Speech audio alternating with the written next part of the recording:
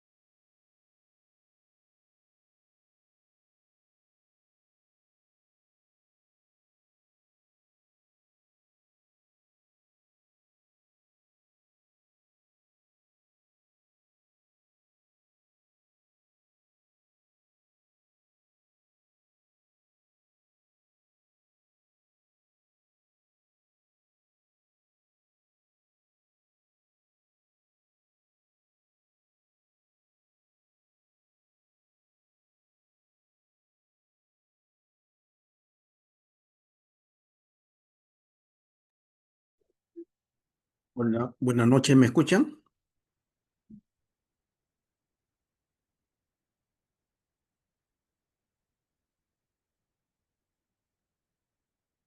Hola, Buenas noches, doctor. ¿Sí se le escucha? veo cuánto, 11 participantes. ¿La clase para qué hora está programado?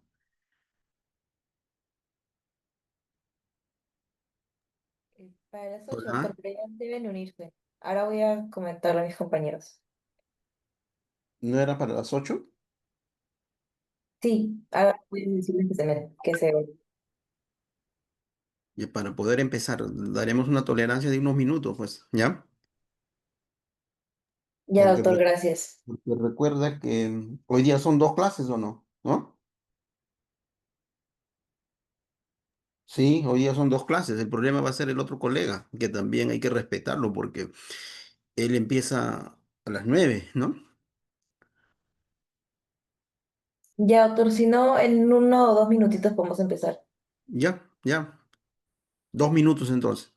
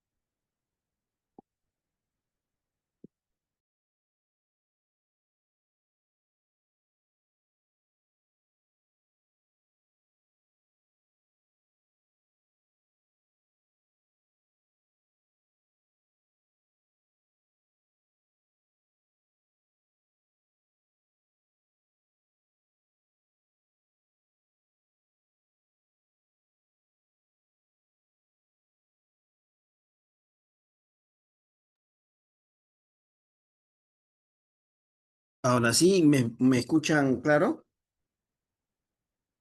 Sí, doctor, sí se le escucha. Ya. Entonces ya podemos dar inicio. Sí, sí, doctor. Ya. Ahorita somos ¿cuántos? 15 participantes. Normalmente, ¿cuántos participan? Doctor, no estoy muy segura cuántos somos, pero igual la clase va a quedar grabada, entonces supongo que la pueden ver. Ya. Entonces, por lo pronto somos 15. ¿No es Doctor, cierto? van a ir entrando más. Ya avisé en el grupo, disculpe. Ya. Ya pues, entonces empezaremos, ¿ya? Entonces, siendo, ¿qué hora? 8:06 de la noche, hoy día 16, ¿no? 16 de octubre, ¿no? La bienvenida a todos a nombre de la Universidad San Martín de Porras, ¿no? Hoy día vamos a tratar sobre la atención del expulsivo normal y patológico. ¿M? Pueden ver la diapositiva, ¿verdad? ¿Me confirman? Sí, doctor, sí se ve. Perfecto, excelente. Ahí están los temas, ¿ya? Todos los temas que vamos a tratar, allí están. Entonces, enseguida lo que vamos a hacer, vamos a visualizar un video, ¿ya? A ver.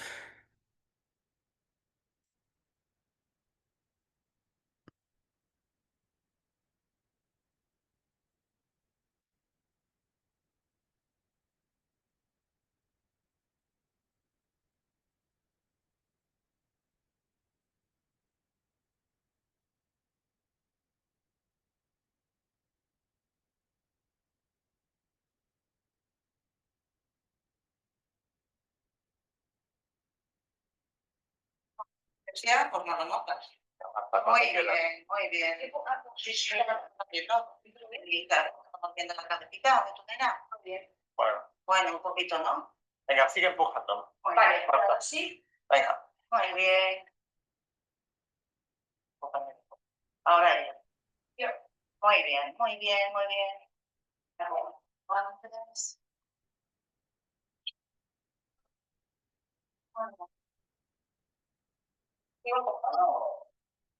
A ver, para que venga, sí, para que esta calefacción no me pase. Ya lo un poco más. Hacer que lo voy haciendo. Muy bien. Vamos a jugar. No tomo para el siguiente. Ya lo tenemos aquí. Ya la. Guárdala. Muy bien, ¿pudieron visualizar el video? ¿Me confirman? Sí, doctor. Perfecto. A ver, somos 21 participantes. ¿Algún voluntario que pueda responder la pregunta 1 y 2 después de haber visualizado el video?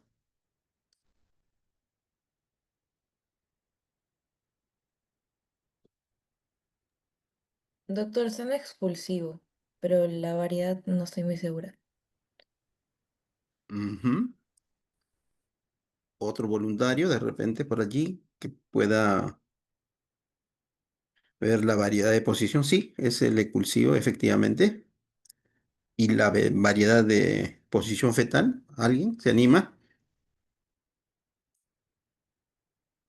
Sí, doctor, es occipito ilíaco izquierdo, pero no sabría si decirles si anterior o posterior. Creo que es anterior o transverso. Ya, pero en el video se pudo ver claramente cómo se expulsa la cabeza, sobre todo, ¿no?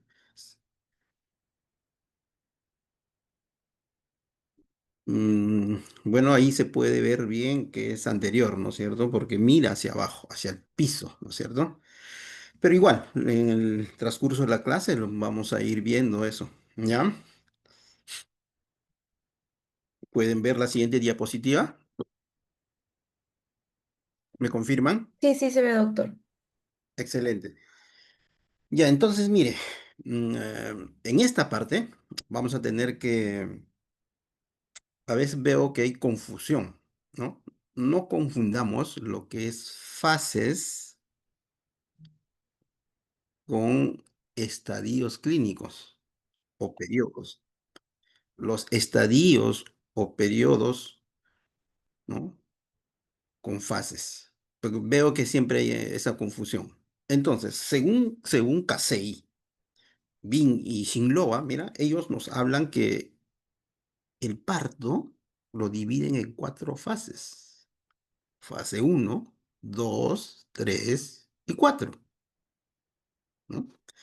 Entonces ellos nos dicen que la fase 1, ¿no? Inicia con la concepción, ¿no? Una fase de inactividad, ¿no? Donde no hay pues una respuesta contráctil. Lo único que sí vamos a encontrar algunos signos, como el del reblandecimiento del cuello del útero, el signo de Hegar, ¿no? Que seguramente ya lo han visto en la parte de semiología, ¿no? Y la siguiente fase es la fase 2, ¿no? Entonces, esta fase 2 es la fase de activación, ¿no? Es la fase de preparación para el trabajo de parto. En esta fase 2 van a aumentar los receptores para los oxitóxicos como la oxitocina, ¿no? Entonces, ese es en la fase 2. Y en la fase 3 es propiamente el trabajo de parto. Y la fase 4 es la de involución, de recuperación, ¿no? Dentro de la fase 3, allí sí vamos a diferenciar los estadios clínicos, ¿ya? En esta fase 3, ¿no? Es la fase del trabajo de parto, es la fase donde va a haber contracciones uterinas, es la fase donde va a iniciar la dilatación del cuello del útero, ¿no? Y es más, se va a producir la expulsión del feto y la placenta, ¿no? Esas etapas clínicas son estas, ¿ve? ¿No? Según Friedman, ¿no? ¿No? Tiene una etapa clínica de un estadio 1 o periodo 1 o periodo de dilatación, ¿no? Un estadio 2 o segundo periodo o periodo de expulsión fetal. Y el otro estadio clínico es el estadio 3 o periodo de alumbramiento, que es el periodo de expulsión de la placenta. En el periodo 1 o etapa de dilatación, ¿no? Aquí Friedman a su vez diferencia dos fases, una fase latente de labor de parto y una fase activa de labor de parto. A su vez, Friedman nos dice que esta fase activa de labor de parto lo subdivide en otras tres fases, ¿no? La fase ascendente, la fase dependiente máxima y una fase descendente. ¿No? Entonces, de tal manera, pues, ¿no? Estos son los estadios clínicos, véase bien los estadios clínicos, la división clínica de los estadios y periodos, muy distinto de las fases, ¿no? De las fases. Muy bien. Dicho esto, pasamos a la siguiente diapositiva. ¿Me confirman? Sí, doctor, sí se ve. Ya, chévere. Entonces, vamos entonces con la primer estadio, ¿no? El primer estadio o primer periodo o el periodo de dilatación. De manera genérica, porque esto ya lo han hecho, ¿no es cierto? Entonces, este periodo, el primer periodo o primera etapa, tiene un promedio de duración más o menos en nulíparas entre 10 a 12 horas. En multíparas, 5 o 6 horas. Más corto, ¿sí? Más corto. Entonces, esta fase latente, ¿no? Como habíamos dicho, esta fase, ¿no? La fase de dilatación tiene a su vez unas etapas clínicas, ¿no? Uno es la fase latente, ¿no? Esta fase latente es la etapa donde la dilatación es muy lenta, ¿no? Es más, los estudios de Friedman, ¿no? Esta fase incluso como máximo podría durar hasta 21 horas en nulíparas. Y en multíparas, como máximo, 14 horas. Es decir, si yo encuentro una paciente en trabajo de parto, en fase latente, más de 21 horas o 14 horas en multíparas, entonces ya estaríamos entrando en una fase latente labor de parto prolongado, ¿no? Asimismo, Asimismo, ¿no? Esta fase termina esta fase más o menos según Friedman, ¿no? Cuando esta dilatación del cuello del útero llega más o menos a entre 2,8 y 3 centímetros. Asimismo, también Friedman nos dice que la fase activa inicia cuando encontramos una dilatación de 4 centímetros y termina cuando llega a 10 centímetros, ¿no? Pero estos son según criterios de Friedman, ¿no? Pero según el Colegio Americano de Ginecólogos y Obstetras, en cambio ellos tienen otra postura para la fase activa, como podemos ver aquí. En esta parte ellos no discriminan si es nulípara, si es multípara. Para ellos, la fase activa inicia con una dilatación de 6 centímetros. En base a los estudios de San y todos los colaboradores. Estos trabajos se hizo a partir del año 2010, más o menos, ¿no?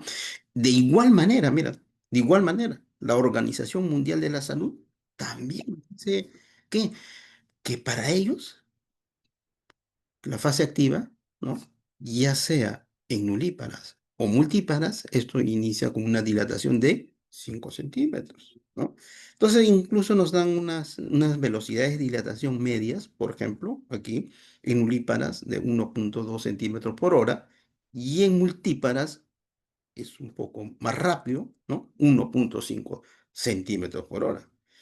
La velocidad del descenso también, ¿no? En nulíparas es menos, es más lento, 1 cm/h, mientras en multíparas es más rápido, 2 cm/h. Entonces estos datos vamos a tener que considerar justamente para el expulsivo, ¿no? Para el expulsivo. Vamos con la siguiente diapositiva. ¿Pueden visualizar la siguiente diapositiva? ¿Sí? Sí, doctor. Muy bien. Ahora sí, ya vamos ya con el segundo periodo, ¿no? O segunda etapa, segundo periodo o periodo del expulsivo, ¿no? Se define este periodo porque consigue una dilatación de 10 centímetros y termina con la expulsión del feto, ¿no? Con la expulsión del feto. Este periodo tiene una duración media en nulíparas 50 minutos y en multíparas 20 minutos. Es más breve, es más rápido, ¿no? Pero lo máximo que podemos esperar es, ¿no? No más de 117 en nulíparas y en multíparas 46 minutos, ¿no? Pero según Friedman, los estudios hechos por Friedman, ellos nos decían que, ¿no? Este periodo, lo máximo que puede durar en nulíparas, 2 horas. Demoran más, ¿no es cierto? Y en multíparas, lo máximo que podría durar es 1 hora, más breve, ¿no? Entonces, con estos criterios de Friedman, y actualmente pues ya se usa para la atención de parto otras técnicas, las técnicas, por ejemplo, de analgesia de parto, ¿no es cierto? Entonces, según el Colegio Americano de Ginecólogos Obstetras, nos observaron que con estos tiempos lo que se podría incrementar es la tasa de cesáreas, ¿no? Entonces, es así que ellos postulan y ellos nos dicen que este periodo en nulíparas debe tener una duración mayor que las 2 horas planteado por Friedman. Es decir, en nulíparas podemos esperar incluso hasta 3 horas y en multíparas hasta 2 horas. Por supuesto que en buenas condiciones fetales, ¿no? El feto no tenga pues bradicardia o que se presente un DPP, etcétera, alguna emergencia sobreagregada, ¿no? Lo mismo nos dice la Organización Mundial de la Salud. Actualmente nos dice que, ¿no? Que este periodo expulsivo debe tener una duración en urípara de 3 horas y en multíparas de 2 horas, ¿no? Pasado estos tiempos, entonces ya estaríamos hablando de una distosia de este periodo, que sería un expulsivo prolongado, ¿no? Ya en esos casos, pues ya pues la vía de parto vaginal ya es un poco difícil, de repente ya tenemos que programar a una operación cesárea, ¿no? Asimismo, ¿no? Actualmente en muchos hospitales, ¿no? Ya se usa la analgesia de parto, ¿no? Generalmente nosotros colocamos, ni bien inicia la fase activa, le ponemos su analgesia de parto en coordinación con el servicio de anestesiología, ¿no? En ellos, el expulsivo debe durar, ¿no? En mulíparas 3 horas y en multíparas 2 horas, ¿no? En conclusión, tanto el Colegio Americano de Ginecólogos Obstetras, tanto la Organización Mundial de la Salud o las pacientes que están con analgesia de parto, mira, este periodo tiene una duración de 3 horas en nulíparas y en multíparas 2 horas, ¿no? En esta fase se va a caracterizar, ¿por qué? Porque van a presentar contracciones uterinas, ¿no? Unas contracciones uterinas frecuentes, entre 3 a 5 contracciones en 10 minutos, una duración entre 60 a 90 segundos y una intensidad entre 50 a 75 milímetros de mercurio, ¿no?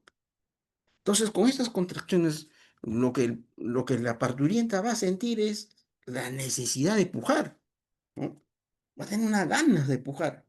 Entonces, llega un momento en incluso tiene una sensación de ir al baño, una sensación de defecar. Entonces, muchos de ellos a veces le dicen, ¿no? Quiero ir al baño, ¿no? No lo vayan a pasar al baño, lo primero que tienen que hacer es hacer un tacto vaginal. De repente ya están expulsivos. En vez de llevar al baño, lo que tenemos que hacer es llevar a la sala de partos, ¿no? Porque un síntoma es eso, lo que ellos refieren, ¿no? Esa sensación de defecar, ¿no? Entonces ellos muchas veces te piden pues ir al baño, pero no es así, sino que está ya ha completado, ya está en expulsivo, entonces ya es hora de pasar a sala de partos, ¿no? Siguiente diapositiva. Vamos, aquí está. ¿Pueden ver la siguiente diapositiva? ¿Me dan un check? Sí, doctor, sí se ve. Ya, excelente. Entonces, vamos con el trabajo de parto, ¿no? Entonces, dentro del trabajo de parto vamos a tener que ver los mecanismos de trabajo de parto, las variedades de posición y los movimientos cardinales, ¿ya? En cuanto a los mecanismos del trabajo de parto, en cuanto a eso, tiene que ver, tiene que ver por los movimientos, ¿no? El conjunto de movimientos que hace el feto, ¿no? Para poder pasar por el canal del parto, de tal manera lograr su expulsión, ¿no? Eso es un conjunto de movimientos. Entonces, este conjunto de movimientos tiene mucho que ver, tiene mucho que ver con su situación, ¿no? Fisiológicamente, para que se produzca el parto, su situación tiene que ser longitudinal, como podemos ver en esta imagen, ¿sí? ¿Tiene que ver con su posición? Sí, tiene muchísimo que ver con su posición, porque si tenemos una, una posición, ya sea derecha, ya sea una posición izquierda, ¿no es cierto? O una, ¿no? O eso tiene que mucho que ver para el parto, ¿no? Fíjese aquí, por ejemplo, aquí, esta imagen podemos ver que está en una situación longitudinal. Pero fíjese la presentación. Mientras aquí la presentación es cefálica, entonces de esta manera sí vamos a obtener, es candidato para un parto vaginal. Versus esta presentación, que también es longitudinal, pero este fetito está en una presentación podálica. Entonces, ¿la presentación tiene mucho que ver para el parto? Por supuesto que sí, ¿no? Por supuesto que sí, ¿no? Por supuesto que sí. ¿No? ¿Y tiene que ver también la actitud? Sí. ¿No? La actitud normal de un feto es la de flexión universal, como se puede ver en esta figura, ¿no? Aquí está el mentón bien pegadito al tórax, bien pegadito al tórax. Está en una flexión universal. En esa manera es que ellos van a poder pasar el canal del parto. ¿Tiene que ver también con su peso o otros factores como el peso? Sí, claro, por supuesto. Un feto de 4.000, 4.500, 5.000, ¿no? Va a ser bien difícil que pase por el canal de parto y si logra pasar puede tener una serie de complicaciones, ¿no? Distocia de hombros, arresto transversa, etcétera, etcétera, ¿no? Tiene mucho que ver, ¿no? El mecanismo de trabajo de parto con su situación, posición, presentación, con su actitud, con su peso fetal, etcétera, etcétera, ¿no? Vamos con el siguiente. Ahora vamos a ver lo que es la variedad de posición, ¿no? Aquí un poquito de atención, por favor, ¿ya? La variedad de posición. Mire, para ver la variedad de posición, necesitamos de estas dos imágenes. Mire esta imagen. Esta es una parturienta que está en una posición ginecológica y aquí está el feto. Si yo trazo una línea, hago un corte coronal, entonces esto me va a dividir en una parte anterior y una parte posterior. Y este lado es el lado derecho de la mamá y este es el lado izquierdo de la mamá, ¿sí? La otra gráfica que hay que tener en cuenta es esta de aquí, el feto, ¿no? Aquí está el feto, ¿no es cierto? Esta es la parte anterior y esta es la parte posterior. Entonces, como hemos visto en el video, los fetos nacen o la cabeza se expulsa mirando hacia abajo, en occipito púbica, ¿no es cierto? Entonces, aquí en la parte anterior, mi punto de referencia es esta fontanela, que tiene la forma de un rombo en la fontanela anterior o fontanela bregmática, ¿sí? Y el otro punto de referencia que tengo que ver es la fontanela posterior. Fontanela posterior o fontanela lamboidea, ¿no? Y el siguiente punto que tengo que tener mucho en consideración es la sutura sagital. Aquí está, la sutura sagital. Estos de aquí, sobre todo, la fontanela posterior, que va a formar el occipucio, va a ser mi punto de referencia para ver la variedad de posición, ¿no? Para ver la variedad de posición. Estos dos gráficos lo vamos a integrar y nos vamos a esta figura de aquí, ¿sí? A la primera figura. Entonces, para ver la variedad de posición, me ubico, digo, aquí está. Aquí está el canal de parto, aquí está la cabeza del feto. Esta figurita que está de color negrita es un polígono, ¿no? Esta es la fontanela anterior. Y este triangulito es la fontanela posterior. Esto va a ser mi punto de referencia, ¿sí? Entonces, este occipucio, ¿dónde se encuentra? ¿Está en la parte anterior o está en la parte posterior de la mamá? Sí, está en la parte anterior. Muy bien. ¿Está en el lado derecho o el lado izquierdo de la mamá? Está en el lado izquierdo de la mamá, como puedo ver, ¿no? Entonces, ¿qué variedad de posición será esta primera figura?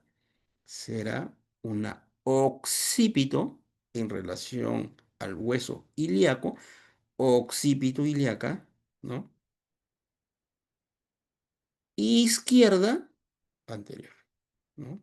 Izquierda de la mamá en la parte anterior de la mamá, ¿sí? Esta otra, por ejemplo, ubico aquí mi punto de referencia. Aquí está el occipucio. ¿A qué lado de la mamá está? ¿Al lado derecho o al lado izquierdo? Está al lado izquierdo. ¿Está en la parte anterior, posterior o está en la parte media? Está en la parte media, entonces es una transversa, ¿no? Entonces, ¿qué variedad de posición? Occipito, ilíaca, transverso, izquierda, ¿sí?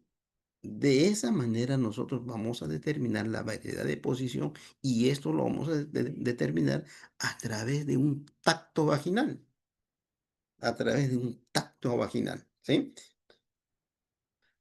A ver, esta tercera figura, a ver si algún voluntario podría participar, a ver, para determinar la variedad de posición de esta tercera figura. ¿Alguien?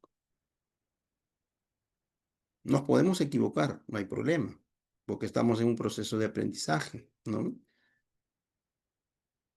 ¿Algún voluntario? Ese sería occipito ilíaco izquierdo. Ah, ya la pusieron. Ilíaco izquierdo posterior. Por supuesto, ¿no? Por supuesto. Muy bien, felicitaciones, ¿no? Felicitaciones. Sí, pues ya lo escribieron.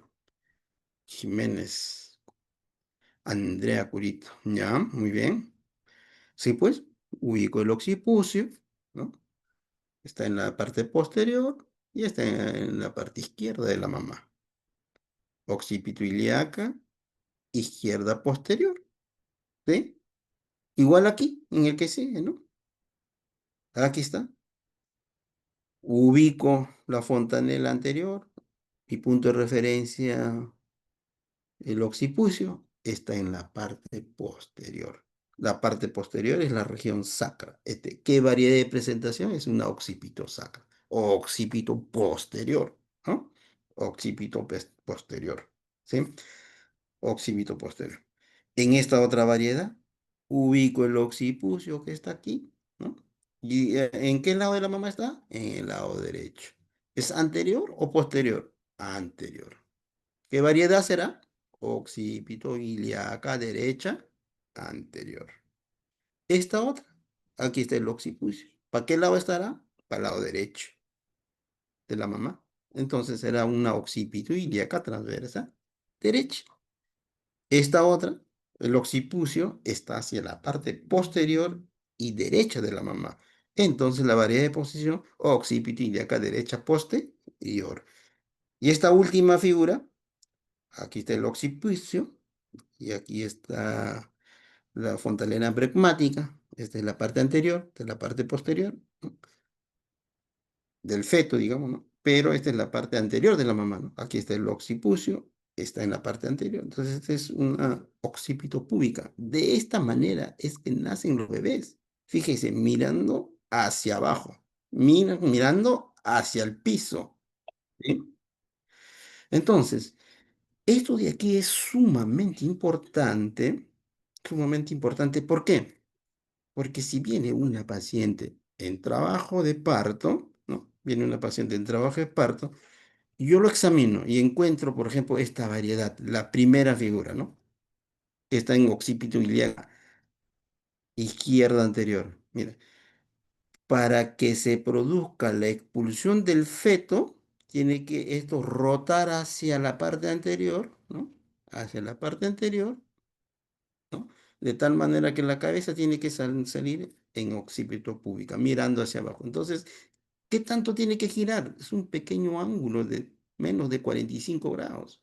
Entonces yo puedo decir pues, que este parto va a durar, el periodo expulsivo de este caso va a ser muy breve. Va a ser muy breve. Pero versus este caso, mire esta figura. Mira, 1, 2, 3, 4, 5, la, a ver, la séptima, a ver, mire esta figura, ve. Mire esta variedad. Mira, ¿dónde está el occipucio? La parte posterior. Y encima, derecha. ¿No es cierto? Derecha y posterior. Mira, si este feto va a rotar para el lado derecho, mira, ¿cuánto tendría que rotar, ve? Mira, tiene que darse toda la vuelta del mundo. ¿Y cuánto crees que va a durar este expulsivo? Esto va a durar más. Estos son los que se van a disociar, ¿no? ¿No? Entonces, de ahí la importancia, porque los occipitos púbicos pueden disociarse, por supuesto que sí, pueden disociarse. ¿Y presentar expulsivo prolongado? Por supuesto que sí, ¿no? Entonces, la variedad es muy importante, ¿no? A veces esta variedad, los occipitos transversas también se quedan allí y no rotan por ningún lado, no rotan hacia occipito anterior, ¿no? Se pueden quedar en occipito transversa y hacen arresto transversa y finalmente terminan en una distocia y esta distocia termina en una cesárea, ¿no? Entonces, esta variedad de posición es sumamente importante para ver el pronóstico del parto, ¿no? Y ver y diagnosticar las distocias que se puede presentar. Muy bien. Vamos a la siguiente diapositiva. ¿Me confirman? A ver, ¿se puede ver? ¿Sí? Sí, Sí se ve, ¿no? Ya. Bueno, todavía estamos con tiempo. A ver, 8:35. Ya, todavía estamos con tiempo, ya. Vamos. Entonces, el siguiente punto que vamos a ver son los movimientos cardinales, ¿ya? Ya vimos los mecanismos de trabajo de partos, la variedad de posición, ahora los movimientos cardinales. Aquí están. Son 7 maravillas, ¿no? Del mundo, ¿no? Entonces, aquí también los movimientos cardinales son 7 también. Encajamiento, descenso, flexión, rotación interna, extensión, rotación externa y expulsión. ¿Sí? Esos son los 7 movimientos cardinales. Fíjese en esta figura. Mire, cuando se va a producir el encajamiento, mire cómo el feto nos mira hacia nosotros. Fíjate, nos mira hacia nosotros. O o mira más o menos al muslo derecho de la mamá, nos mira hacia nosotros. Entonces, de esa manera empieza el encajamiento, el descenso, ¿no es cierto? Y la flexión, fíjese, y luego comienza a rotar internamente, como habíamos visto en las variedades de posición, ¿no? Para que se haga occipito púbica, ¿no? Mirando al piso, miren. Y aquí está mirando al piso. Miren esta otra figura. aquí ya hace el quinto movimiento, que es la extensión, ¿no? Y para luego hacer el sexto movimiento, que es la rotación externa, ¿no? Mire, aquí el feto empezó mirándonos hacia nosotros y, y para que salgan los hombros, mira, también nos tiene que mirar hacia nosotros, ¿no? Nos tiene que mirar hacia nosotros o hacia si está en una posición izquierda, tiene que mirar el muslo derecho de la mamá. Entonces, este movimiento, ¿con qué fines lo hace? Lo hace con el fin de mostrar, ¿no? No mostrar este diámetro biacromial. Y de esta manera permite la salida de los hombros. Primero la salida del hombro anterior, luego, luego el hombro posterior, ¿no? Y una vez que ya sale el posterior, es fácil y sencillo, ¿no? La expulsión del tronco, el abdomen y extremidades, como ya podemos ver aquí, ¿sí? Siguiente diapositiva. ¿Pueden ver la siguiente diapositiva? ¿Me confirman? ¿Sí? ¿Se puede ver? Sí, doctor. Ya, muy bien. Entonces ahora vamos uno por uno, allá, con los movimientos cardinales. Uno, encajamiento. Para ver el encajamiento, aquí nosotros esto lo podemos determinar de dos maneras. Uno, a través de un tacto vaginal o a través de un examen por vía abdominal. Si hago un tacto vaginal, entonces para ver el encajamiento, entonces mi punto de referencia es la espina ciática. La espina ciática. Entonces yo cuando hago un tacto vaginal, lo primero que voy a hacer es ubicar la espina ciática. Ubicar la espina ciática, ¿no? Ubico la espina ciática. Entonces, más o menos la espina ciática está en la parte media, ¿no? En la parte media de la longitud total de la vagina, ¿ya? Está en la parte media más o menos. Entonces, esta parte media va a corresponder, ¿no? Va a corresponder, ¿no? En cuanto al encajamiento, altura de presentación, al nivel 0, ¿no? Este va a ser el 0, ¿ya? Si aquí yo contabilizo, veo que si la cabeza está a 1 centímetro por encima de la espina ciática, entonces digo que la altura de presentación es -1.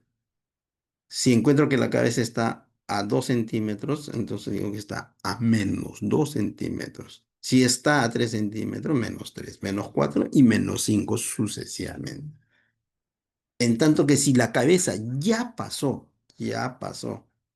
la espina ciática y está por 1 centímetro por debajo, entonces yo diré que esta altura de presentación es de +1. Si está a +2 centímetros, +2, +3, +4, sucesivamente. Entonces, cuando diré que está encajado, cuando esta cabeza ya está a nivel, más o menos, al nivel de la espina ciática, es decir, en 0, ¿no? Ahora, si yo quiero ver esto por vía abdominal, si esto quiero ver por vía abdominal, entonces lo que voy a hacer es a través de la maniobra de los quintos, ¿no? Entonces, la maniobra de los quintos, ¿no? Por ejemplo, cuando diré que son 5 quintos, entonces yo a través del abdomen, ¿no? Si palpo toda la cabeza, entonces diré que son 5 quintos.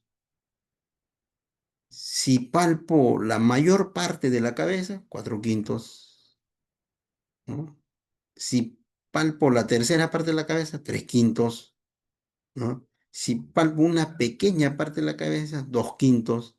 Si prácticamente palpo una pequeña porción de la cabeza por vía abdominal, 1 quinto. Entonces, cuando palpo solo una pequeña y está fija, entonces yo digo, ah, ya, este feto ya está encajado. Esa sería la maniobra por vía abdominal y esta otra maniobra en las estaciones de Lee lo determino por vía, a través de un tacto vaginal.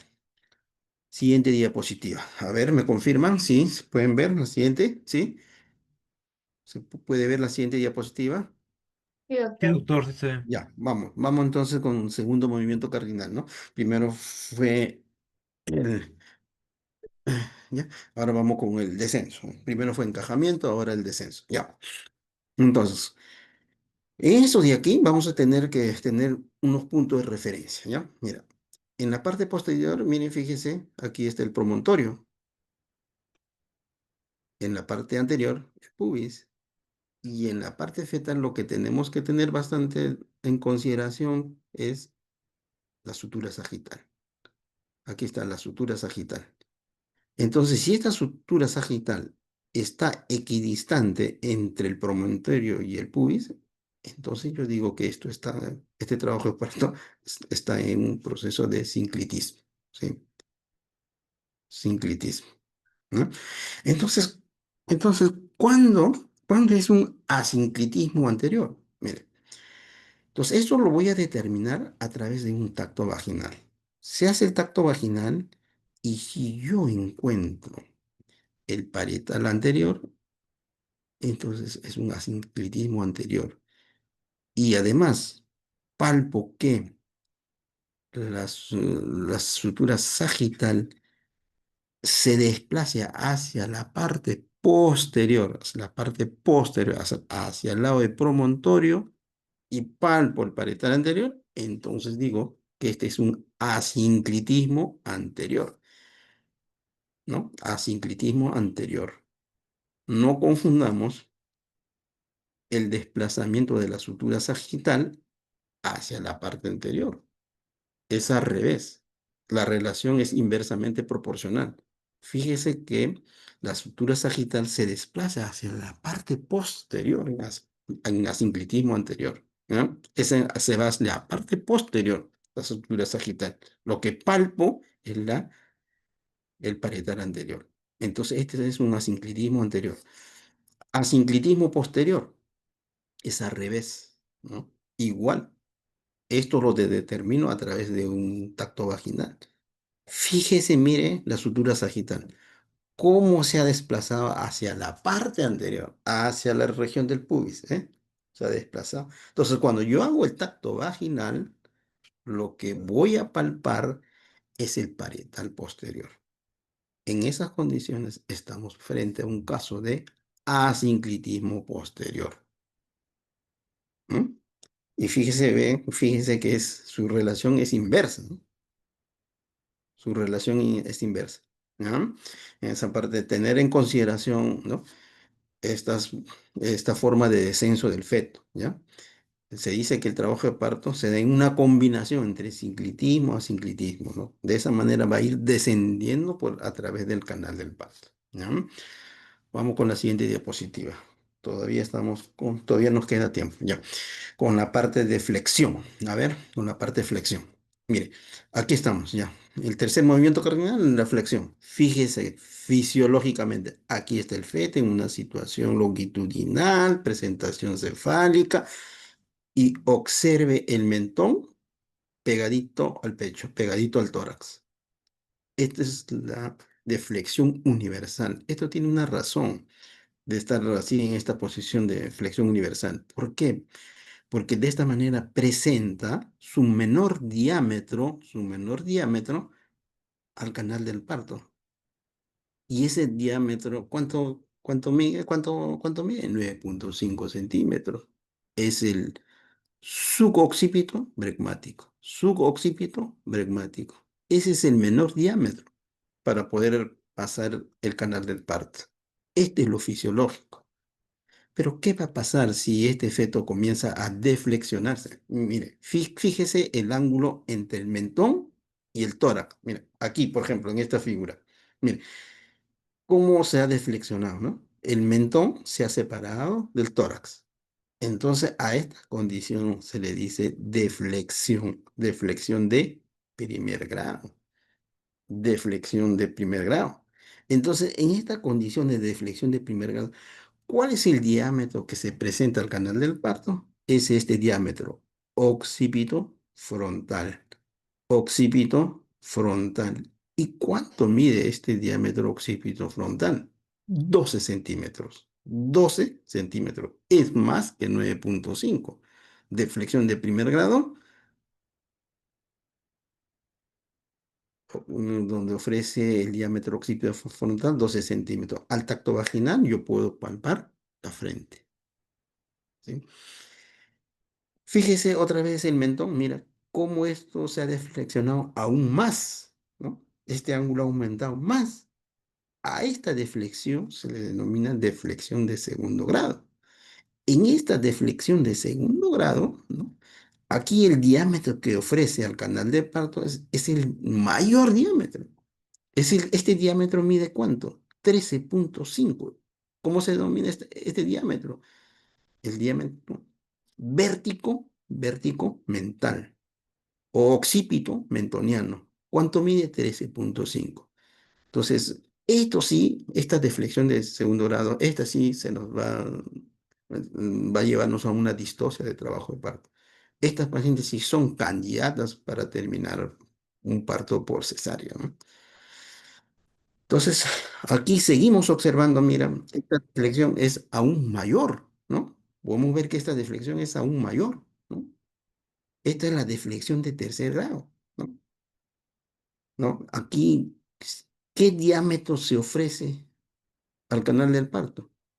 El diámetro submento bregmático. Submento bregmático. ¿Cuánto mide? 9,5.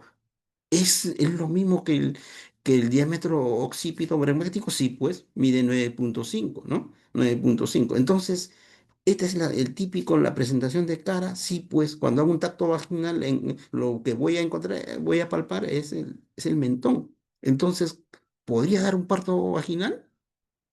Sí. Si es mento anterior, puede tener un parto vaginal. Pero si es momento posterior, ahí sí, este sí se distorsiona. Este sí es candidato para cesárea, ¿no?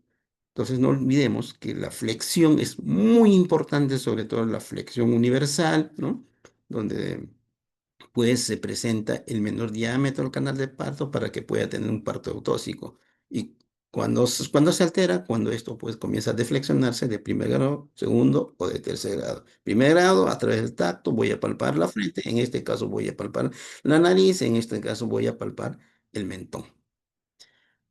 Vamos con la siguiente diapositiva. Vamos a acelerar un poquito, ya nos quedan 10 minutos y todavía me falta como 16 diapositivas. Voy a tener que un poquito avanzar, ¿ya? A ver. Un ratito. ¿Dónde estamos? Ya estamos en la 14 ya. Vamos con la... Ahí está. Rotación interna. El cuarto movimiento cardinal, ¿no? Rotación interna. Ahí está. Habíamos dicho, cuando se produce el encajamiento, el descenso, ¿no? El fetito nos está mirando hacia nosotros, ¿no es cierto? Nos está mirando hacia nosotros. Entonces, encaja, desciende, rota interna. El siguiente paso es rota internamente. Mira.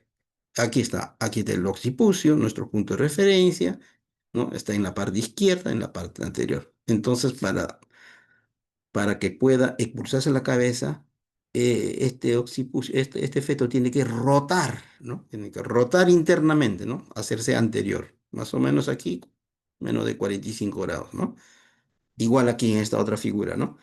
Esta es una variedad de presentación, una occipito ilíaca derecha anterior, ¿no? Esto tiene que rotar hacia este lado, ¿no? Hacia el lado derecho, tiene que rotar para que se produzca el expulsivo, ¿no? La expulsión de la cabeza. La expulsión de la cabeza, el bebito tiene que nacer mirando hacia el piso, ¿no? Mirando hacia el piso, ¿no? Y para eso tiene que rotar internamente. Como con el 15. El siguiente movimiento cardinal es la extensión, ¿no? Una vez que ya rotó, ¿no? No se encajó, descendió, flexionó, rotó internamente. El siguiente tiene que extenderse, ¿no? Tiene que extenderse, ¿no? De esta manera, ¿no? De esta manera es que va a salir, ¿no? Del canal de parto, ¿no? De esta manera. Tiene que extender, ¿no? Extiende. Y el sexto movimiento cardíaco sería la rotación externa, ¿no? Vimos que cuando empezó a encajar y descender, el fetito nos miraba hacia nosotros, nos miraba hacia nosotros, nos miraba hacia nosotros, ¿no? Nos mira hacia nosotros. Mire, para poder salir ya, perdón, para que se produzca ya la expulsión, ¿no? Mire, fíjese, para que se produzca la expulsión, sobre todo de estos, de los hombros, del diámetro biacromial, ¿no? Mire, cómo el feto, ¿no? Tiene que, ¿no? Presentar, tiene que rotar externamente, ¿no? Tiene que rotar externamente. No, esta rotación externa es muy importante, ¿sabe por qué? Porque permite la salida, ¿no? De los hombros, tanto anterior y posterior, ¿no? Anterior y posterior. Primero el anterior, luego el posterior. Porque si no hacemos esta rotación externa correctamente o rotamos contralateralmente, nos podría llevar a una distosia de hombros, ¿no? Esa distosia de hombros nos puede llevar a una fractura de clavícula, de húmero, ¿no? Unas complicaciones perinatales. En algunos casos también puede darse hasta óbitos, ¿no? Muertes perinatales, ¿no? Por eso tenemos que tener cuidado, ¿no? Y rotar correctamente, hacer el lado correcto. Si estaba en una posición izquierda, es decir, nos miraba a nosotros o está mirando hacia el lado derecho, al muslo de la mamá, para que salga también la cabeza y los hombros, de igual manera tienen que ir mirando hacia el lado derecho, ¿no? Hacia el lado derecho del muslo de la mamá, ¿no? Entonces la rotación tiene que ser correcta, ¿no? Para evitar distocias. Y el último punto, la expulsión, ¿no? Entonces, de esta manera, una vez que rotó externamente, permite la salida del hombro anterior, posterior, y luego ya se produce pues, la expulsión del tórax, abdomen y extremidades. Eso ya es más sencillo. Si sale la cabeza, ya pues no es esa es la parte más difícil. Y la otra parte más difícil son los hombros, ¿no? La cabeza y los hombros, ¿no? Una vez que sale la cabeza y los hombros, ya lo demás es sumamente sencillo. Todavía nos quedan unos 6 minutos. Vamos a avanzar entonces. A ver, aquí estamos. Atención del expulsivo. ¿Cómo vamos a atender? Para pasar a la sala de partos, ¿ya? Tenemos que tener en consideración aquí sí la paridad, ¿ya? No es lo mismo una primípara con una multípara, ¿no? En primíparas, ¿ya? ¿Cuándo yo lo voy a pasar a la sala de partos? Cuando efectivamente la dilatación esté completa, es decir, los 10 centímetros. Y el otro requisito es que yo ya tengo que visualizar el cuello cabelludo en el canal de parto. ¿No? Si yo ya veo el canal de parto ahí, ya el cuero cabelludo y está con una dilatación completa de 10 centímetros, lo paso a sala de partos. En primíparas, ¿ya? En primíparas. Pero mucho cuidado con las multíparas, ¿ya? Si las multíparas, ¿en qué momento lo voy a pasar a sala de partos? Mira, a ellos les puedo pasar incluso con una dilatación de 7 o 8 centímetros, ¿ya? 7, 8 centímetros. Y sobre todo la cabeza esté encajada, es decir, esté en una, digamos, altura de presentación de cero, ¿no? ¿No? Entonces, si ya tiene está encajada a altura de presentación cero y tiene una dilatación de 7 8 centímetros, a ellos los puedo pasar ya a sala de partos y es multípara. ¿Por qué? Porque a veces, como ustedes han visto, el tiempo de duración de ellos es más corto, es más breve y hasta nos puede ganar. Por eso que estos partos a veces se producen en la cama o se producen a veces cuando llega muy tarde a la emergencia, en la puerta del hospital, en el taxi, ¿no? Etcétera, etcétera, ¿no? Entonces, de ellos es más breve, hay que tener mucho cuidado. O al revés en las primíparas, ¿no? A veces, ¿qué es lo que pasa, no? Llega una dilatación de 10 centímetros, pero todavía aún no visualizamos la cabeza de cuello, el cuero cabelludo de la cabeza, entonces precozmente lo estamos pasando a sala de parto. ¿Y qué pasa allí? Expulsivo prolongado. No, pero no. Es que lo que pasa es que lo hemos pasado muy precozmente lo hemos pasado, ¿no? En ellos sí va a demorar más, en las primíparas demora más el periodo excursivo, ¿ya? Entonces, para atender el parto, son las mismas reglas, ¿no? Son las mismas reglas para los procedimientos que vamos a hacer en ginecobstetricia, ¿no? Lo primero que tengo que hacer, ¿qué tengo que hacer? Lavado de manos, ¿no es cierto? Lavado de manos, ¿no? Segundo, posición ginecológica, ¿no? Posición ginecológica. Tercero, mis campos estériles. Cuarto, todos mis materiales de parto, medicamentos, equipos, ¿no? Cuarto. Quinto, ¿qué más tengo que hacer? Asepsia, antisepsia, ¿no? Asepsia, antisepsia. Sexto, ¿qué tengo que hacer? Coloco mis campos estériles. Coloco campos estériles. Séptimo, evacuación de vejiga, ¿no? Evacuación de vejiga. De esa manera, una vez que ya he completado esos 7 pasos, ya puedo atender el parto. Vamos a la siguiente diapositiva. Aquí está. Aquí está. Ya justo, aquí ya tenemos, ¿no? Justo aquí está ya la parturienta, podemos ver, ¿no?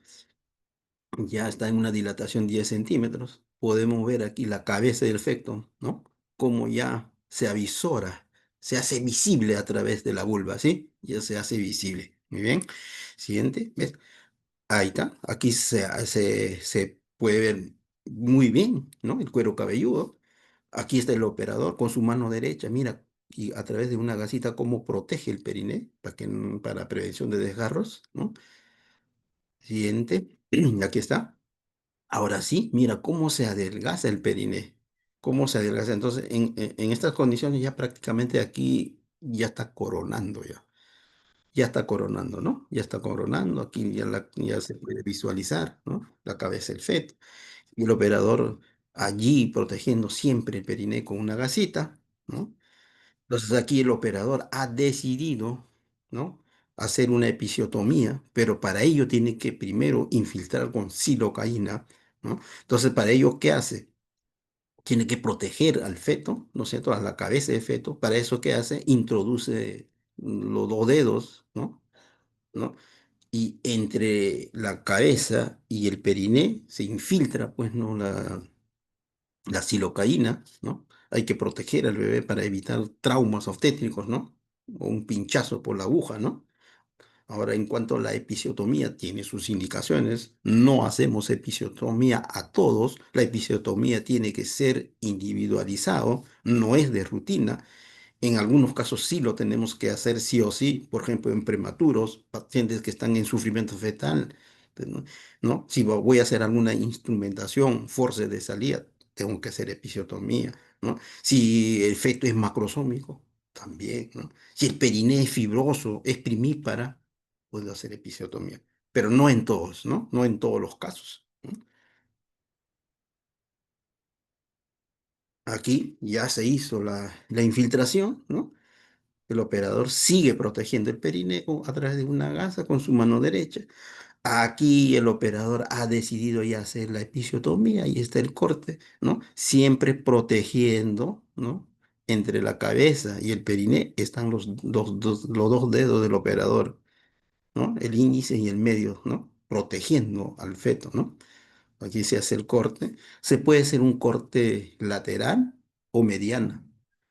Se prefiere el corte lateral. ¿Por qué se prefiere el corte lateral? Porque esto me permite ampliar,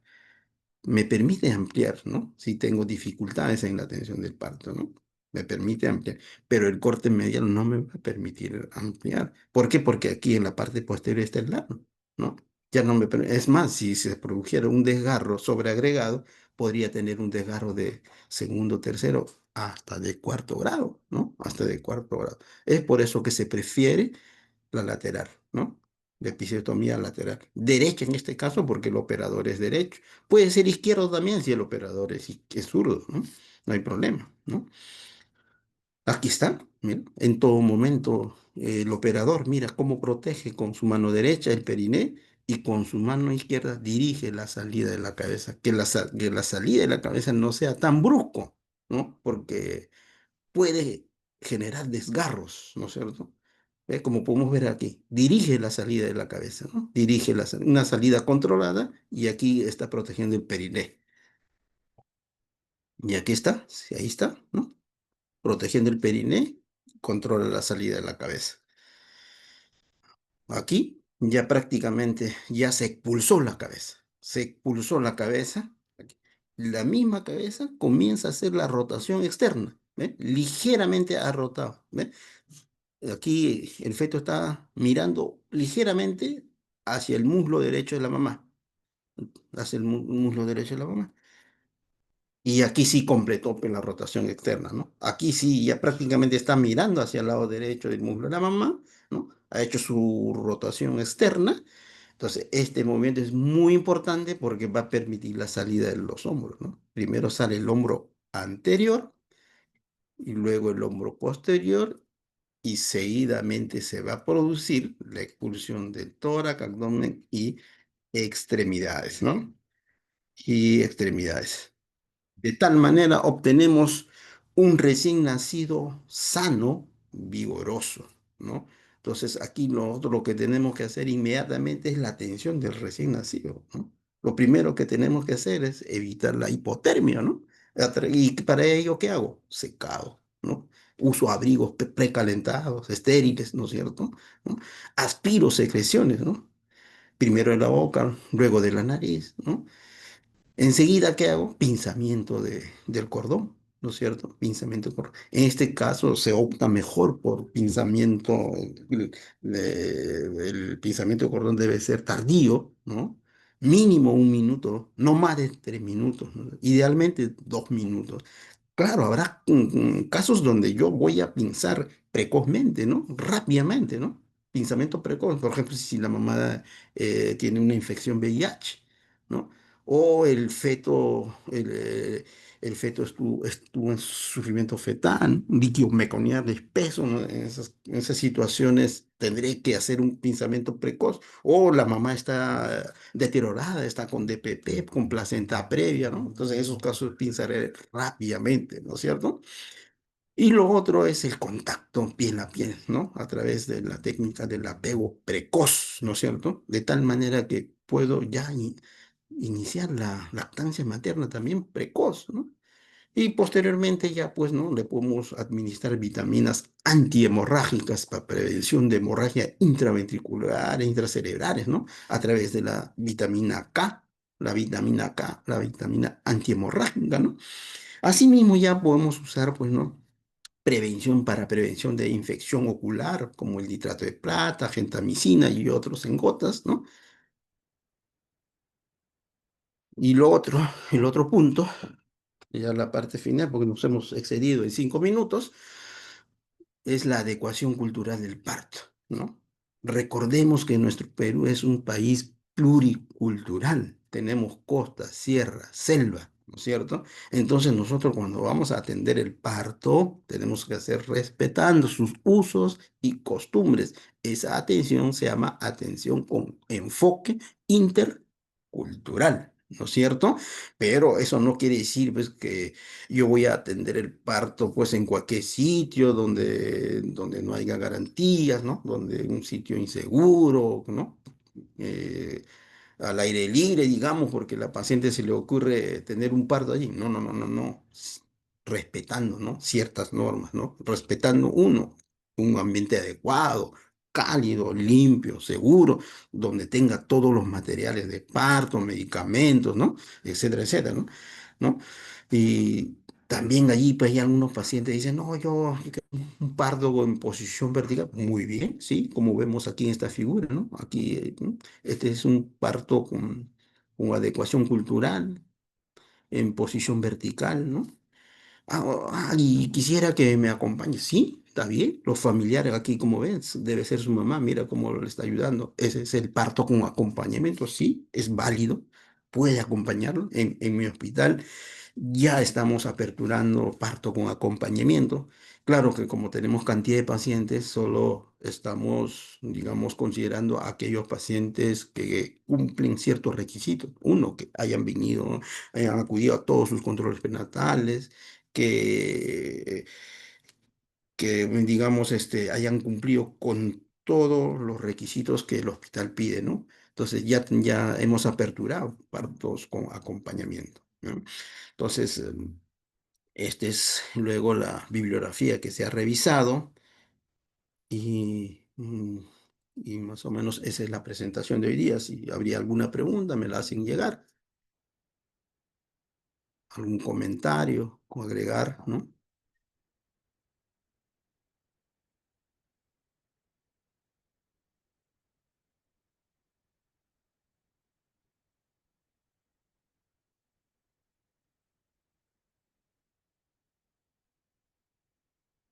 Ya. Si no hubiera ninguna pregunta, o es que no hemos entendido todo o no hemos comprendido nada. En todo caso, el tiempo apremia, ¿no? Creo que ustedes tienen 2 clases, ¿no es cierto? Y seguramente el otro colega también ya estará ¿no? Esperando porque nosotros hay que ser respetuosos de las horas. Nos hemos pasado 8 minutos con las disculpas del caso. Si es que no hubiera una pregunta, entonces me despido y así quedamos.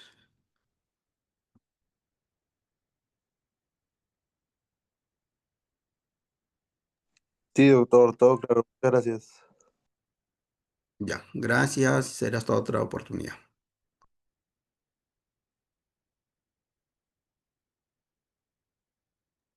Gracias, doctor.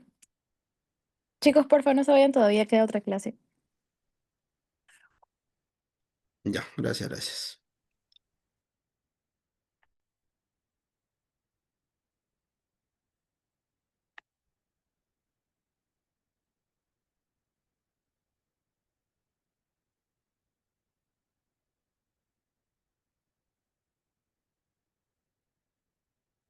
Buenas noches.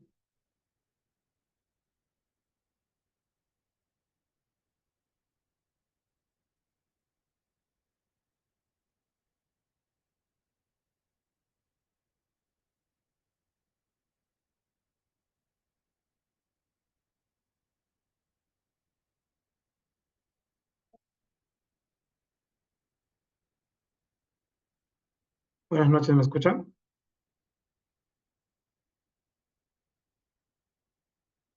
Sí, doctor.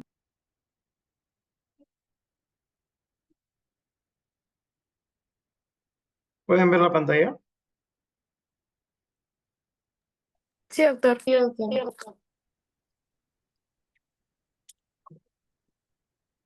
Bueno, vamos a continuar. Vamos a iniciar la teoría que nos corresponde presentar en esta oportunidad.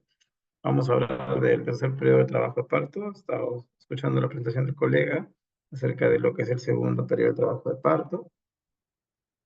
Cuando hablamos del tercer periodo de trabajo de parto, tenemos que tener en cuenta que la importancia que representa el manejo del tercer periodo de trabajo de parto y que durante la finalización de este periodo vamos a tener la posibilidad o se puede presentar una de las complicaciones que para nosotros, los especialistas en ginecobstetricia, nos está generando un dolor de cabeza, que es la hemorragia posparto. Eh, cada año, cuando se hacen las evaluaciones de la mortalidad materna, siempre termina siendo una de las primeras causas de mortalidad, la hemorragia posparto, junto ahora con el trastorno hipertensivo. Y va a representar también el tercer periodo, va a reflejar mucho las complicaciones o el manejo que se puede haber presentado en el parto. Si hemos tenido periodos de dilatación prolongados, hemos tenido que utilizar, hacer una acentuación durante mucho tiempo, si durante la atención del expulsivo, como se ha visto en la presentación anterior, no hay una buena protección perineal, vamos a tener traumatismos y eso va a favorecer pues, que el sangrado pueda descompensar a la paciente. Entonces es un periodo importante como los anteriores, pero fundamental porque es aquí donde se nos puede presentar la hemorragia postparto, que todos van a tener que verla en algún momento porque es algo que se presenta de manera muy frecuente. Estos son el índice de contenidos que vamos a desarrollar. Inicialmente, tenemos que tener en cuenta lo que es un parto autóxico. Esto sí, que tiene que estar bastante claro. Vamos a hablar de un feto en una situación longitudinal, en presentación cefálica, en variedad de vértex, en actitud de flexión, con un estado fetal adecuado. Tiene que ser un feto a término, con contracciones que se inician espontáneamente y por una pelvis adecuada, con diámetros adecuados, que haya una adecuada compatibilidad feto-pélvica. Es importante tener en cuenta esto porque el primer escollo que ustedes van a tener cuando estén en servicio urbano marginal va a ser la atención solamente de parto autóxico. Los partos distóxicos no les corresponden a ustedes como nivel de atención primaria. Los partos distóxicos son para el nivel 2 hacia adelante. ¿Qué elementos vamos a tener en el parto? Tenemos 3 elementos: el motor, que son las contracciones, el pasajero, que es el fetito, y el conducto, que va a ser el canal del parto, la pelvis, ¿no? Es importante también mencionar las fases del parto, los periodos en los cuales van a predominar ciertas hormonas. Justamente es importante saber que en la fase 3, en la fase de estimulación, predomina la hormona oxitocina y también en la evolución. Entonces, justamente por eso, si es que en el periodo de dilatación se ha utilizado demasiada oxitocina para acentuar o ha habido una acentuación durante mucho tiempo, al momento de que el útero tenga que evolucionar, los receptores van a estar saturados, entonces vamos a estar ante una atonía uterina por falta de respuesta al medicamento. Entrando netamente en lo que nos compete, el tercer periodo de trabajo de parto es el nacimiento de la placenta. Tenemos 2 tipos de alumbramiento: el alumbramiento dirigido y el alumbramiento espontáneo. Actualmente, por normativa nacional, se realiza alumbramiento dirigido como una estrategia para prevenir la hemorragia postparto. Los tiempos que manejamos para lo que es el alumbramiento dirigido, para considerar un alumbramiento prolongado, es de 30 minutos, pero se hace la salvedad que a partir de 15 minutos en adelante va a comenzar a aumentar el riesgo de que se presente la hemorragia postparto.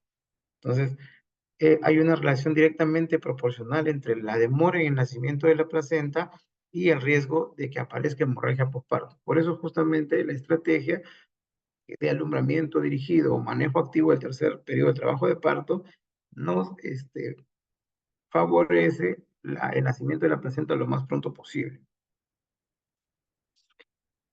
En el manejo pasivo o el alumbramiento espontáneo es donde vamos a observar los signos de desprendimiento de placenta. En ese caso vamos a ser expectantes, vamos a esperar que se presenten los signos de desprendimiento de placenta. No va a haber tracción del cordón hasta que estemos, ya hayamos evidenciado los signos de desprendimiento de placenta. En caso del manejo activo, es la intervención en la colocación de oxitocina intramuscular al nacimiento del hombro del bebé, el hombro anterior. En algunos casos se da la capite, que también se puede colocar posterior al nacimiento, ¿ya? Y como su mismo nombre lo dice, aquí vamos a ser activos. No vamos a esperar signos de desprendimiento de placenta. Vamos a hacer las maniobras de tracción y contratracción para poder permitir que la placenta se expulse lo más pronto posible. Como había mencionado, en el manejo pasivo vamos a observar el desprendimiento placentario mediante la salida del hematoma retroplacentario, el posterior desprendimiento de las placentas, de las membranas, que nos va a permitir valorar la variedad de la forma que sale la placenta. Se va a presentar el descenso, pues, y la expulsión de la placenta. ¿Qué signos de desprendimiento vamos a tener? Como ya lo he mencionado, uno va a ser la salida del hematoma retroplacentario, es decir, un sangrado vaginal. El sangrado vaginal, características que va a presentar, es un sangrado que es oscuro, porque en su mayoría es venoso. Las venas no tienen tejido muscular, entonces no responden al estímulo hormonal para contraerse, entonces dependen de la contracción muscular. Entonces, inicialmente, cuando se forma el hematoma retroplacentario, se observa un sangrado oscuro porque ese es un predominio venoso. El signo de Schroeder es el ascenso del útero por encima del ombligo. El útero tiende a ascender y lateralizarse hacia la derecha, y porque hacia la izquierda se encuentra el colon sigmoides. Entonces, cuando nosotros vemos que el útero está centralizado, todavía la placenta no se ha desprendido, porque el contenido lo está manteniendo en la zona central. Entonces, cuando ya haya desprendimiento de la placenta, el útero volverá a su posición normal. Entonces, vamos a valorar a nivel abdominal, cuando estemos en el alumbramiento, en qué lugar se encuentra el útero. Los signos de descenso que vamos a poder observar, tenemos el signo de Kussner y el signo de Ashford. El signo de Kussner es la inmovilidad de la pinza, ¿no? Entonces nosotros cuando hacemos el clampaje del cordón para hacer la tensión del bebé, dejamos caer la pinza en la tensión de parto, y lo que vamos a hacer es, podemos traccionar el útero hacia arriba o podemos hacer una presión hacia la parte posterior, ¿no? Y vamos a observar si la pinza que está clampada va a presentar movimiento. Si presenta movimiento, es que la placenta aún está adherida, y si no presenta movimiento, es que ya se ha desprendido y está en descenso. Y el signo de Ashfield va a valorar el ascenso de la pinza cuando realicemos la presión a nivel del útero, ¿no? Se considera, pues, que debe ascender más de 10 centímetros para considerar un descenso. Aquí, como estamos viendo, pues aquí están realizando la presión hacia la zona posterior. En otros casos se puede realizar hacia arriba también para observar el descenso o el movimiento de la pinza, ¿ya?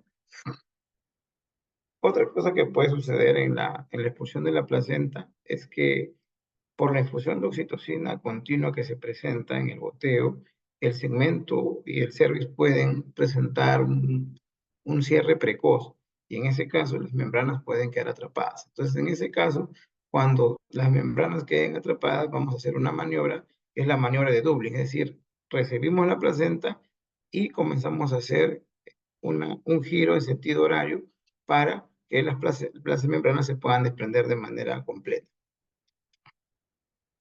El signo del pescador es similar al signo de Kussner, simplemente aquí vamos a traccionar el cordón y vamos a ver con la posición, palpando el útero, vamos a traccionar el cordón y vamos a ver si hay movimiento en el útero. Si jalamos el cordón y el útero se mueve, significa que la placenta todavía está adherida. Si jalamos el cordón con la pinza y vemos que no hay movimiento del útero, es que ya se ha desprendido, ¿ya? ¿Qué mecanismo de desprendimiento de placenta vamos a poder observar? Y esto lo vamos a colocar en el resumen de nuestra tensión de parto. Es el signo de Schultz, que es cuando la placenta sale con la cara fetal, es decir, el hematoma retroplacentario se ha formado en la zona central. Y la variedad de Duncan es cuando el hematoma retroplacentario se ha iniciado en el borde placentario en la zona periférica. ¿Por qué es importante tener en cuenta esto?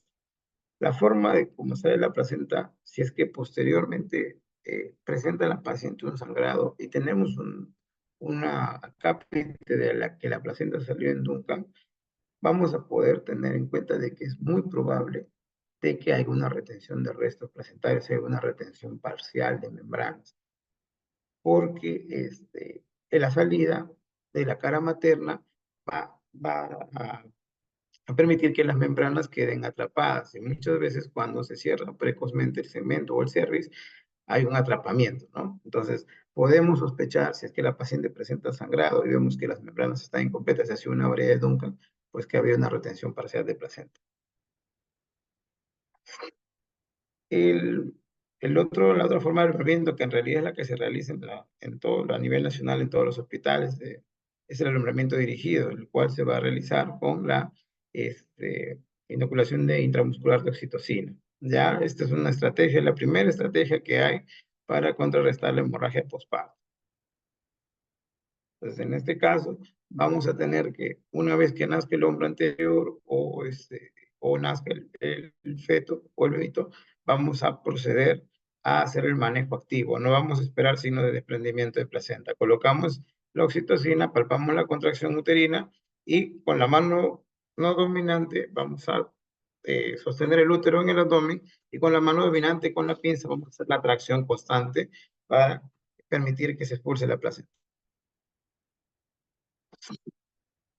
Cuando hablamos de alumbramiento patológico, hablamos de retención. Puede ser una retención total de la placenta o puede ser una retención parcial de la placenta. Cuando tenemos la retención total, vamos a estar ante tres escenarios. que la placenta esté desprendida, pero que se haya quedado atrapada porque el segmento se cerró precozmente. El otro escenario es que la placenta presente una adherencia anómala y el tercer escenario es que pues estemos ante un acretismo.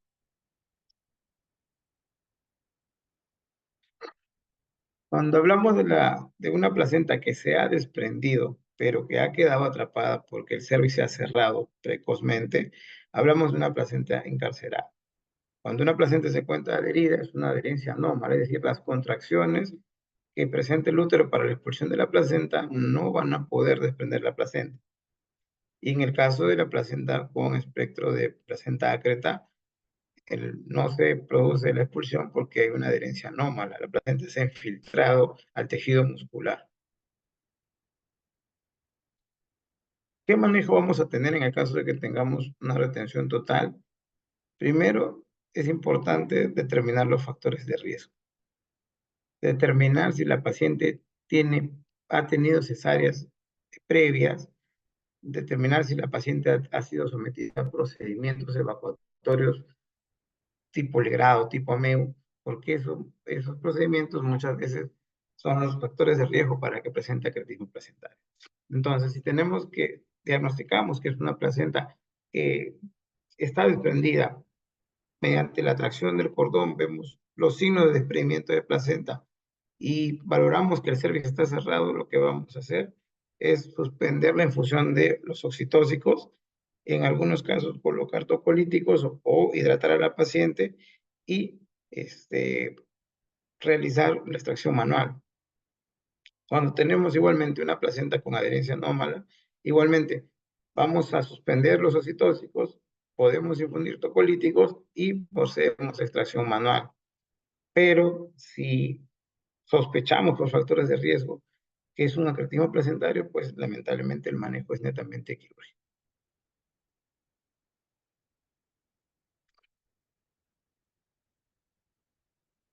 Esa es la forma como se realiza la extracción manual de placenta. En realidad, la extracción manual de placenta debería realizarse en sala de operaciones. A pesar de que se realiza muchas veces en la sala de atención de parto, es ideal que la paciente esté con monitorización hemodinámica por parte del profesional, que en este caso es el anestesiólogo, que también esté con analgesia, porque en realidad hay que ingresar toda la mano al útero y eso es algo bastante incómodo y bastante doloroso para la paciente. La infusión de tocolíticos también ayuda. Si el útero está relajado, va a ser mucho más sencillo que nosotros podamos ingresar y podamos hacer nuestra maniobra de clivaje para poder extraer la placenta.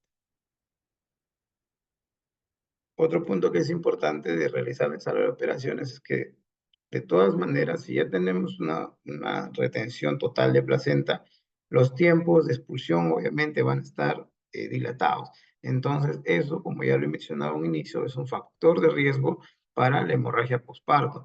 Entonces, estar en sala de operaciones nos va a permitir, en el caso de que la hemorragia no responda a los manejos médicos que tenemos o las técnicas que tenemos, ya sea la técnica de CEA, la colocación de los balones intrauterinos, proceder a realizar el manejo quirúrgico, ¿no? Y obviamente eso nos va a permitir disminuir el tiempo. El problema básicamente en la hemorragia es el sangrado, entonces es muy importante que tengamos una respuesta rápida para evitar que la paciente se descompense. En el caso de la retención parcial, vamos a tener retención de membranas, vamos a tener retención de cotiledones, por eso en la atención de parto es muy importante revisar la placenta. Cuando hacemos el alumbramiento, comienza la infusión de los medicamentos oxitóxicos, valoramos que la paciente no esté sangrando y posteriormente procedemos a la evaluación de la placenta. Evaluamos que los cotiledones estén completos, que no hayan zonas de sangrado, que no hayan zonas irregulares, que las membranas, ambas membranas, tanto el lames como el corión, estén completos, ¿no? Y también procedemos a un examen externo de la placenta, ¿no? Valoramos que tenga, pues, el cordón umbilical, tenga sus dos arterias, sus venas, ¿no?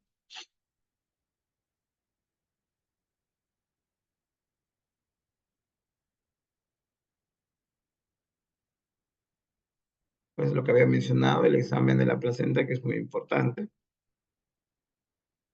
Tenemos una retención o sospechamos de una retención, el tratamiento pues va a ser el los procedimientos de evacuación endouterina. Vamos a proceder a hacer el legrado uterino, ¿no? ¿En qué consiste el legrado uterino? La paciente va a estar colocada en posición de litotomía, ¿no? Justamente dado su partito. Vamos a colocar analgesia ideal para poder hacer un legrado, para que la paciente pueda apoyar, porque en realidad los procedimientos invasivos, la colocación de valvas son bastante incómodos. Entonces colocamos una valva para poder aperturar el canal de parto e identificar pues adecuadamente el labio anterior y el labio posterior del cervix.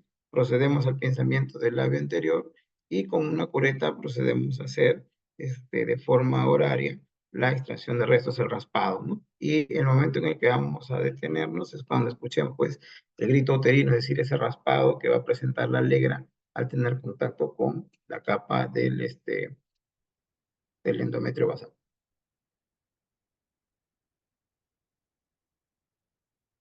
Como había mencionado, es muy importante el tercer periodo de trabajo de parto porque está asociado mucho a lo que es el riesgo de hemorragia. Entonces, posterior al alumbramiento, vamos a valorar el estado hemodinámico de la paciente y tener una aproximación hacia el sangrado que ha presentado durante la atención de parto. En realidad, esto es bastante complicado. Las estimaciones de sangrado subjetivas, que es lo que en realidad en la mayor parte de atenciones se realiza, se ha demostrado que tiene mucho margen de error. No tenemos un contenedor universal, es decir, la forma de medir el sangrado no puede objetivarse, no puede ser reproducible porque no tenemos un recipiente único que esté universalmente aceptado. Y eso lo van a ver ustedes cuando rotan en las diferentes sedes. Entonces, la estimación del sangrado ya termina siendo un gran problema para lo que es el diagnóstico de hemorragia postparto. Por eso inicialmente cuando se dio la definición de hemorragia postparto hablaba de volumen, ¿no? Hablaba de 500, inicialmente de 500 mililitros en parto vaginal, se consideraba hemorragia postparto. Pero después, como se vio que la estimación no era buena, tuvieron que ajustar algunas definiciones. Y básicamente la pérdida sanguínea evidente continua asociado a la alteración de funciones vitales es lo que actualmente nos da el diagnóstico. O también tenemos el apoyo pues del índice de shock. ¿Qué sintomatología va a presentar una paciente que esté en hemorragia? Obviamente va a haber alteración. Lo primero que se va a alterar es el estado de conciencia, la diuresis, que puede en algunos casos pasar desapercibida porque no es de rutina que una paciente que ha dado parto esté con sonda. Va a haber palidez, va a haber taquicardia e hipotensión. Justamente es aquí donde cobra mucha importancia lo que mencionó el índice de shock, ¿no? El índice de shock es una relación entre la frecuencia cardíaca y la presión sistólica. El punto de corte de normalidad para las pacientes obstétricas es de 0.9. De forma práctica podemos tener lo que el punto de corte lo colocamos en 1. Entonces, cuando tengamos que la paciente, su frecuencia cardíaca es igual a su presión sistólica, ya tenemos un cociente de 1. Y tenemos una observación de sangrado continuo, pues estamos en hemorragia postparto, tenemos que activar el clavel. ¿Qué tratamiento vamos a tener para lo que es hemorragia?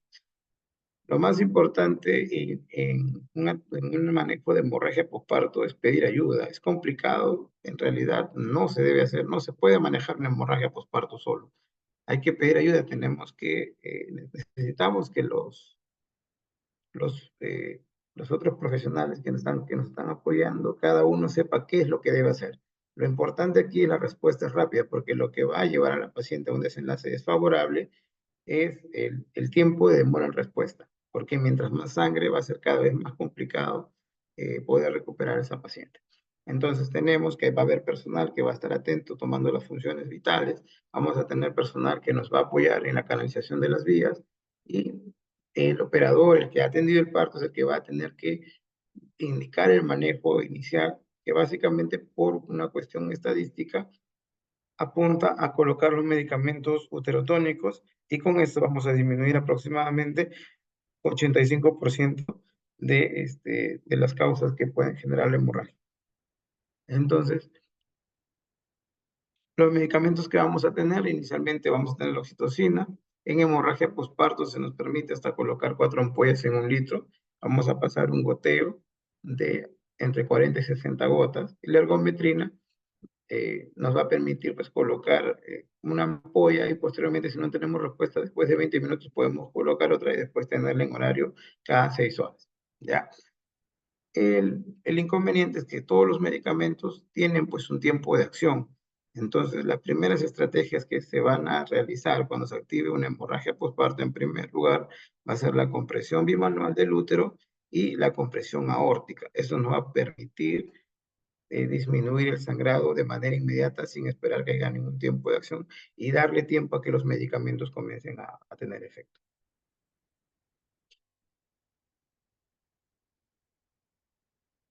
Bueno, lamentablemente, si no va a haber respuesta al tratamiento médico, tenemos técnicas mecánicas, como ya había mencionado.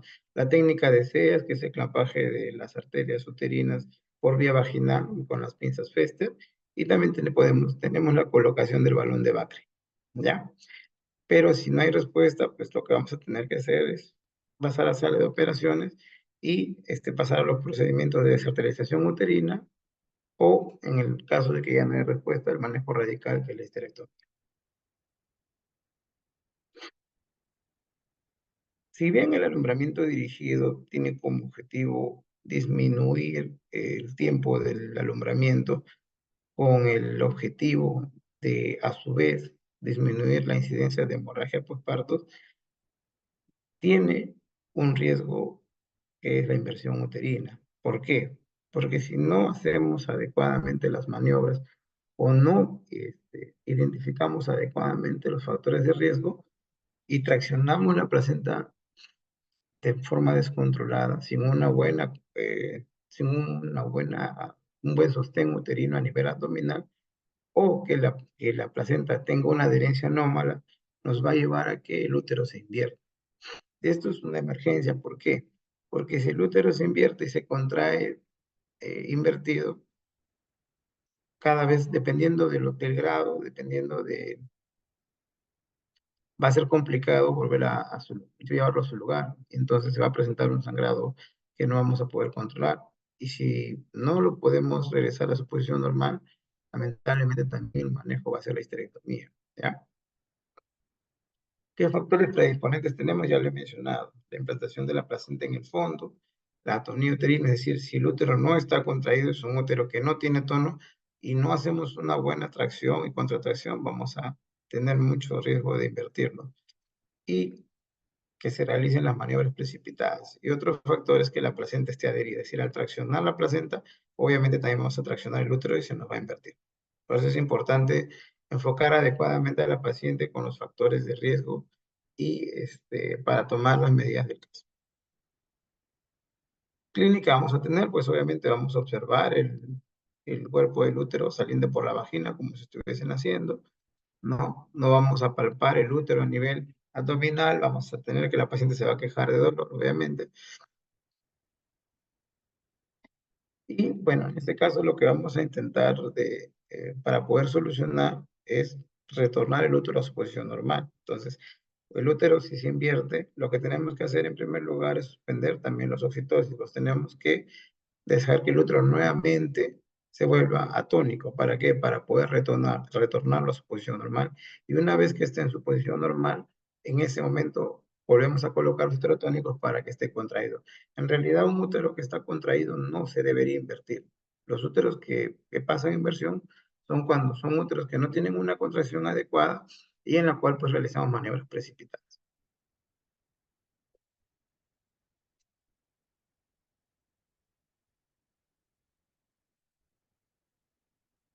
Bueno, eso es lo que tenía hoy día para brindarles. No sé si hay alguna pregunta, algo que no haya quedado claro.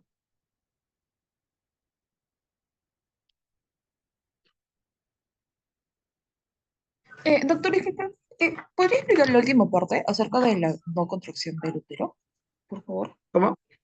La Perdón, última parte, discúlpeme. ¿el manejo de la inversión? Sí, por favor. Ok. Cuando tenemos una inversión uterina, en primer lugar, como lo menciono, el útero que se invierte es un útero que no tiene una contracción adecuada. Es un útero flácido. Entonces, ¿Qué es lo que nos ha llevado a invertir el útero? Un manejo precipitado. No hemos hecho una adecuada maniobra de tracción y contracción. Muchas veces esto se dificulta en algún tipo de paciente también. Sí, las pacientes que son obesas no nos permite palpar adecuadamente el útero por el panículo adiposo que tiene. Entonces, una vez que identificamos, hacemos el diagnóstico del útero que se ha invertido, lo que tenemos que tratar de hacer es retornarlo a su posición normal. Entonces, para eso, obviamente, después del alumbramiento ya colocamos la oxitocina, ya estamos con oxitocina en goteo, entonces tenemos que suspender eso. Se suspenden los uterotónicos, suspendemos oxitocina, ¿para qué? Hidratamos a la paciente, ¿para qué? Para que el útero nuevamente se vuelva tónico y poder retornarlo a su posición normal. ¿No? Ingresamos nuestra mano, cogemos el fondo uterino y buscamos volver el útero a su posición normal. Y una vez que ya se encuentra en su posición normal, en ese momento reiniciamos la infusión de uterotónicos para que el útero se contraiga en la posición normal y ya no se invierta.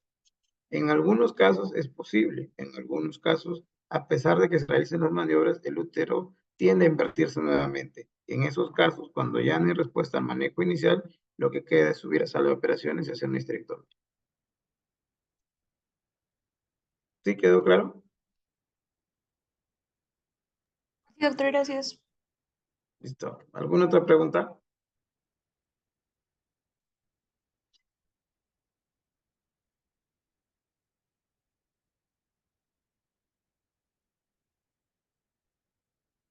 Bueno, como les he mencionado, es importante que tengan en cuenta esto porque de todas maneras ustedes van a ver una hemorragia postparto. No se van a escapar.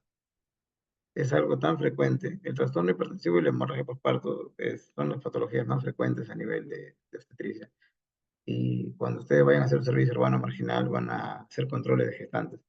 Entonces, y en algunos casos serán establecimientos de referencia para atención de partos. Entonces, de todas maneras, van a haber una hemorragia postparto. Tengan claro hacia el manejo adecuado de su tercer periodo de trabajo de parto, con las medidas preventivas para evitar que esto suceda. Y si en caso se presenta, pues tener el mejor manejo para que eviten complicaciones y no tengan ningún problema de mortalidad materna. ¿Ya? Si hubiese alguna duda, de todas maneras, ahí está mi correo, se pueden comunicar conmigo y estoy ávido para poder apoyarles en lo que ustedes necesiten. Si no hay preguntas, eso sería todo y aquí terminamos.